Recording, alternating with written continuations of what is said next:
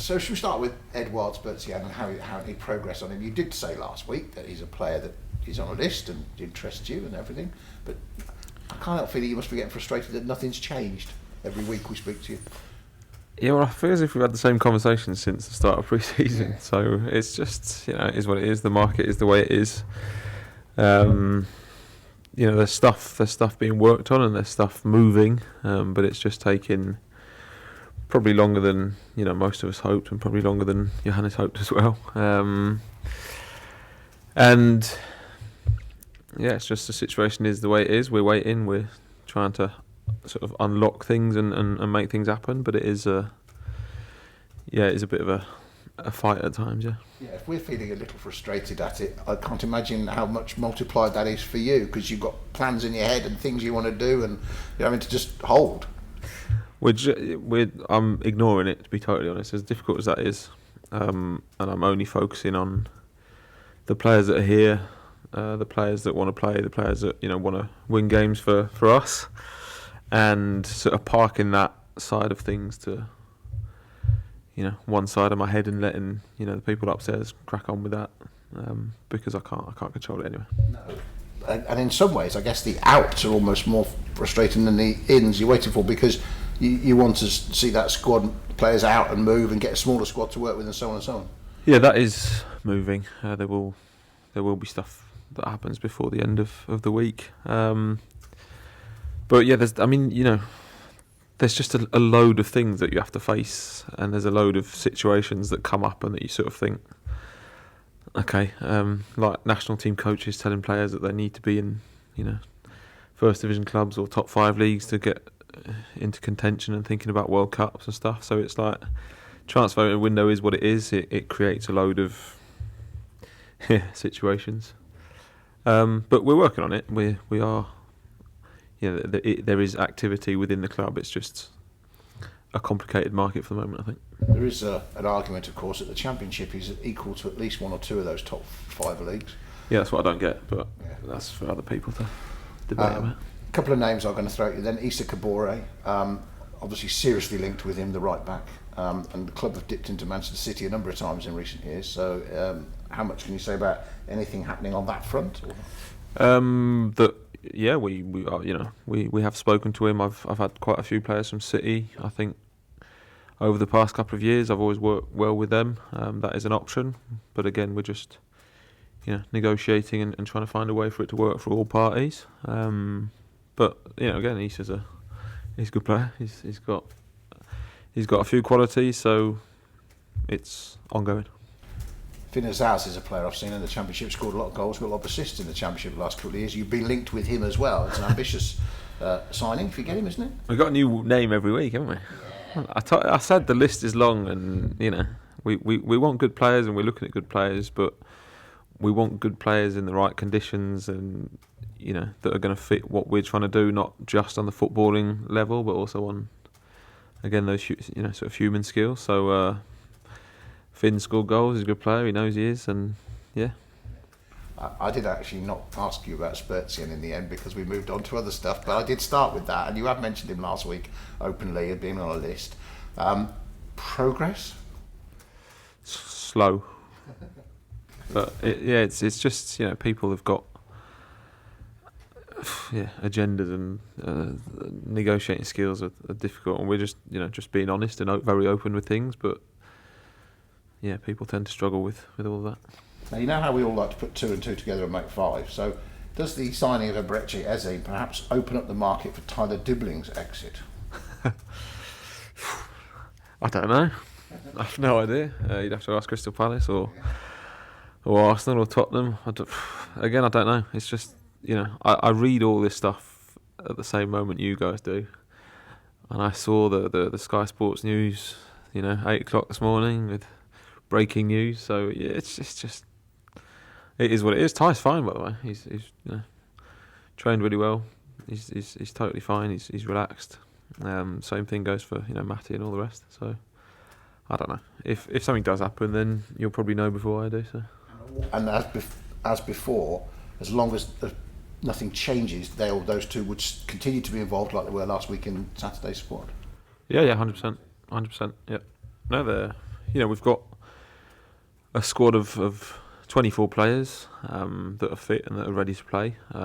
We know that we can only take 18 on a team sheet, so we're going to make choices about the football side of it and ignore the rest of it.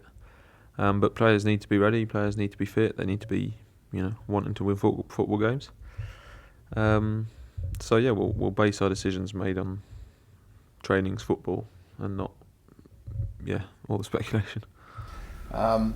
Stoke then, and Mark Robins, who's a manager I've huge respect for what he's done in the game and the amount of time he spent at Coventry doing what he did there. Yeah. What are your thoughts on Robins as a tactician and as a manager? Yeah, he's good. I'd love to have his experience and have his results over the last few years, because what he did at Coventry was very good, and what he's doing with Stoke here is really impressive as well. And he's turned that team into a really good football team. They got 2 wins, they're qualified in the cup. They're doing things in the right way, and I think I might say this every week, but it will probably be another big test for us on Saturday. And we've watched them. We know what to expect, but we're going to have to be on very high levels of focus, of commitment and quality to be able to get anything out of the game. Yeah. They're one of those clubs, aren't they, that with the owners they've got, the money behind them, and you're always just waiting for a manager to get it right, to be given the chance to get it right. But what he did at Coventry just goes to show that if you stick with the manager and let him see through his plans, it helps. Yeah, no, I'm not going to get started on that, but it does. It takes time. It's like we're doing something for the moment that wasn't, the initial plan or the initial, what we wanted to do. But you need to win games of football, and you need to just get on with it. And I think if we do have a bit of time and manage to get the squad where we want it, and lay the foundations that we've already laid and build on that, then we'll be very good. But it's that famous expression of Rome wasn't built in a day, and you need a bit of time to get things right. And Stoke have done that over the last sort of few months, and he's doing really well. But yeah, that's football, isn't it? You've managed to do it over a few weeks, haven't you? You're 3 unbeaten after the start of the season. I don't think you could have asked for much more. Maybe taking out the mistakes that have led to goals. But that's me being hypercritical. I think there was a lot more sort of emotional stuff and psychological stuff going on that we needed to deal with. And we're still progressing. We're still working on it. But there are glimpses of interesting things, and at least we're showing that there's a backbone to what we're trying to do. We're going to stand up. We're going to be accountable for what we do, and we want to be a solid team that is going to have a right go. And we've shown that over the last 3 games. So that's definitely a good starting point. And we want to keep winning. We want to keep picking up points where we can. But we want to be demanding towards ourselves as well, which is why we have to sort of eradicate those mistakes and take them out. But yeah, we're getting there. Mentality-wise, surely the best illustration of what you've managed to turn around is to come from behind twice to take 4 points. I mean, we might have said about this team a while ago. Yeah, no, 100%. I think the lads said it better than I did. We always chat about the game after full time, and we always sort of debrief and go through it quickly. And they said, we're getting there, because 3 months ago we would have crumbled and folded and probably lost sort of 3 or 4-0. And I said that after the game the other day. But it is, you feel it and you see it in their body language and all the rest. And now we obviously want to stop conceding goals, because our defensive record needs to be one of the best. But at least there's a reaction there of actually we can do this, and we are. We can be a very good footballing side. So, we're working towards that. It's just, like we just said, it just takes a bit of time. Just finally, from me, next week's a 3-game week. The first week was a 3-game week. How important or good has it been for you to target this week to get stuff done on the training ground? You've actually not had a midweek game. Yeah, no, it's vital. I think yesterday was a big session in terms of volume and intensity. I think we've hit really high numbers. Which again, the players aren't really used to in in their training loads. So we're getting them up to speed and we're getting them as fit as we can get them. But obviously to work on the game and work on what we're trying to do is also vital. And yeah, it's nice having a few days and not having to worry about too many games at once. So it's been a good week. Thank you. Cheers. Well, just jumping back to Stoke, sort of what are you expecting from them, because they're sitting top of the table at the minute? Very, very intense.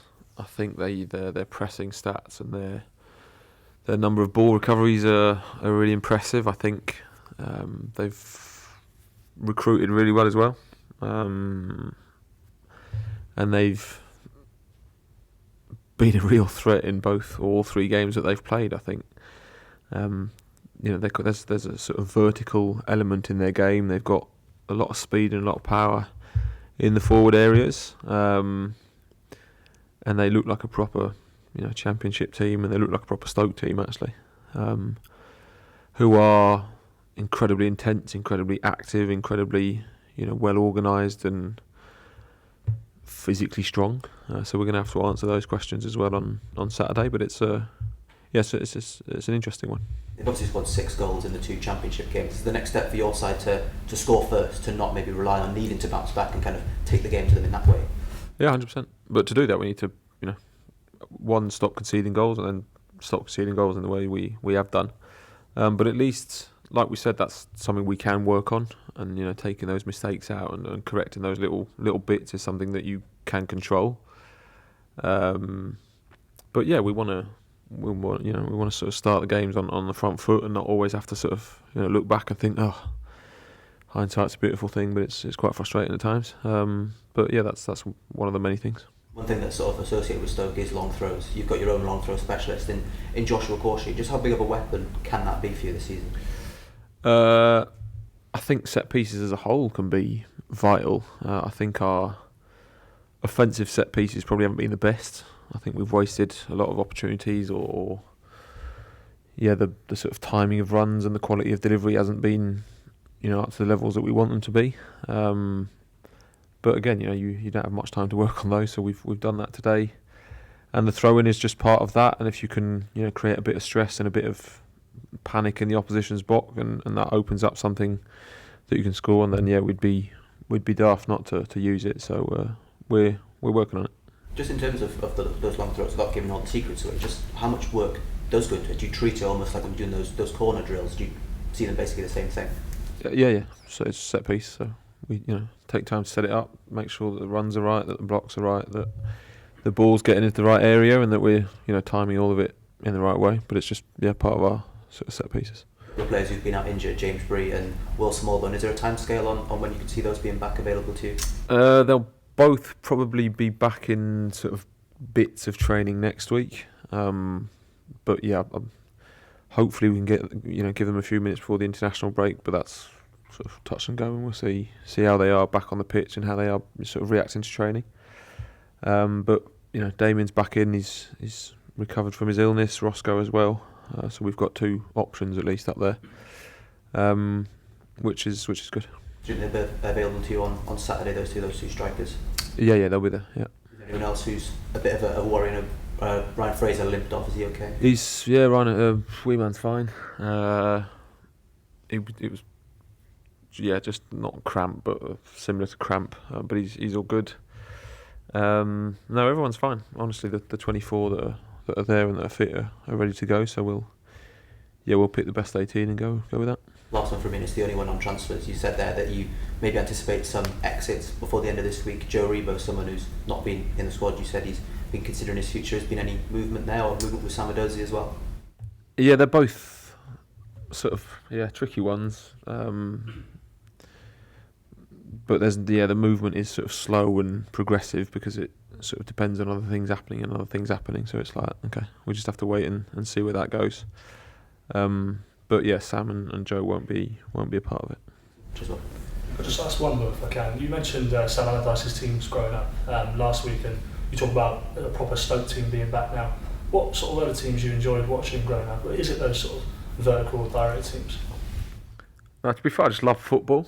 But the thing that's always stuck in my head is that and this probably goes back to the first coach that I worked with. He said, you know, we can try and play the most beautiful football in the world, but the ultimate goal is about winning, because that's what we're judged on. And you know, I've said it here. You know, people say, "Oh, you need to play this way and that way, and the Southampton way, or like Sam Allardyce, the West Ham way." And it's like, what is the West Ham way, or what is the Southampton way? Because you know, you've got relegated. And it, obviously, there's something that doesn't work in it. And our way is, you know, win, because that's all we have to do. But you also depend on the profile of players that you've got. You know, you're not going to ask, you know, sort of big physical players to play the tiki-taka that most or some teams want to play, and which is why, you know, when people ask you, oh, what's your coaching philosophy, or what's your, you know, what approach you like, it's like you just have to get the best out of the players that you've got, and you've got to deal with their strengths, with their weaknesses, and whatever squad is in front of you. But our job is just to win football games, because if we don't win them, then you don't have time and you get sacked. So I've never been a fan of, you know, keeping possession for the sake of keeping possession. I think I've said that enough. And we want to be positive. And as long as the players enjoy it and the players get a kick out of it and the fans sort of can identify with what we're trying to do, then I'll be happy. But you know, ultimately, I'll only be happy if we win games. And Stoke have won games, so they're obviously doing something that's working for them and that you know, is efficient. Because like you said, they've scored 6 goals. They didn't concede in the last one, and they look really good.